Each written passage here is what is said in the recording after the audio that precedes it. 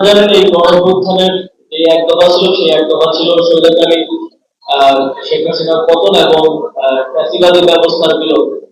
ফ্যাসিবাদী ব্যবস্থার বিলোপ বলতে আমরা স্পষ্টভাবে বুঝি যে প্রতিষ্ঠানগুলোকে ফ্যাসিবাদের মধ্যে নিয়ে যাওয়া হয়েছে বাংলাদেশের সকল প্রতিষ্ঠানকে প্রায় ধ্বংসপ্রায় অবস্থায় রেখে দেওয়া হয়েছে, অর্থনৈতিক প্রতিষ্ঠানগুলোকে ধ্বংস করা হয়েছে।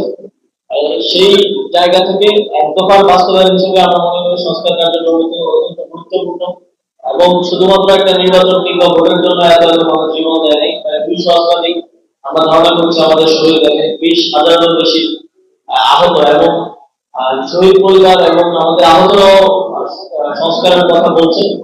এই সরকারের একটা ক্লিয়ার ম্যান্ডেট হচ্ছে আমরা সংস্কার কার্যক্রম শুরু করবো এবং আপনারা জানেন কমিশনগুলোর প্রায় 3 মাসের মতো সময় হয়ে যাচ্ছে, কমিশনগুলো প্রস্তাবনা দেবে।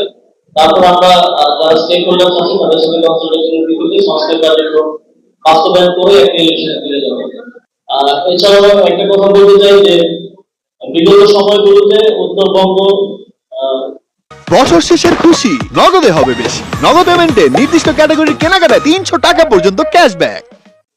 উত্তরবঙ্গের জেলাগুলো উন্নয়ন কার্যক্রমের দিক থেকে যথেষ্ট অবহেলিত ছিল।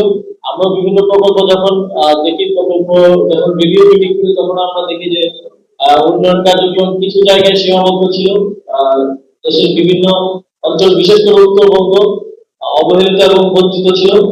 আমরা স্পষ্টভাবে বলতে চাই যে এই সরকারের সময় যে অঞ্চলগুলোকে বৈষম্যের শিকার করা হয়েছে সেখানে বিশেষ গুরুত্ব সহকারে উন্নয়ন কার্যক্রম পরিচালনা করা হবে এবং আমরা কিছু দীর্ঘমেয়াদী প্রকল্প নিয়ে যাব যে যার ফলে এই সরকারের সময় শেষ হয়ে গেলেও আপনারা সেগুলো সুফল পাবেন। সর্বোপরি সরকারের যে সংস্কার এজেন্ডা, আমরা এই অভ্যুত্থানের পরবর্তীতে অভ্যুত্থানের যারা শহীদ এবং আহত হয়েছেন তাদের যে চাওয়া পাওয়া সেই সংস্কার কার্যক্রমের মাধ্যমে একটি সুন্দর বাংলাদেশ গড়ার দিকে এগিয়ে যাওয়ার যে কার্যক্রম, সেখানে আপনাদের মতামত, সহযোগিতা এবং সমর্থন প্রত্যাশা করছি। সীমান্তবর্তী উপজেলা হওয়ায়